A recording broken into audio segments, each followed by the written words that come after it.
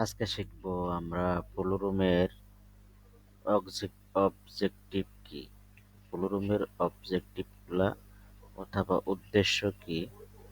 ব্লুরুমের উদ্দেশ্যগুলা হলো আপনার bell opening, মানে আমরা যে লে ডাউন দেই এই লে ডাউনে বেল ওপেনিং। এরপর হলো ক্লিনিং অফ দ্য ফাইবার, মানে ফাইবার গুলা পরিষ্কার করে। মিক্সিং অ্যান্ড ব্লেন্ডিং, আপনার ফাইবার লেন্থ মাইক স্ট্রেংথ অনুযায়ী যে বেলগুলা দেওয়া হয় সেই বেলগুলা মিক্সিং অ্যান্ড ব্লেন্ডিং করে।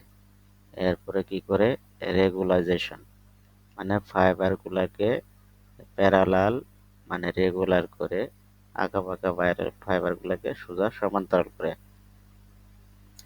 এরপরে করে কি, clean fibre by removing the foreign matter as the wastage, মানে এখানে যদি কোনো ফরেন ফাইবার বা ফরেন ম্যাটার থাকে, যেমন গাছের ডাল, পাতা, এরপরে বিভিন্ন কালারের পলিথিন, এরপরে বিভিন্ন কাপড় চোপড়, বিভিন্ন কালারের কাপড় থাকতে পারে, তারপরে এই লেকড়া টেকড়া থাকতে পারে, এগুলো হলো ফরেন ম্যাটার।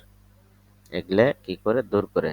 এরপরে to mixing through the difference fibre of mixing, মানে ডিফারেন্স ফাইবার যেটা বিভিন্ন ফাইবারের লেন্থ মাইক, এরপরে কালার গ্রেড অনুযায়ী যে মিক্সিং দেওয়া হয় সেই মিক্সিং করে এই জিনিসটাই।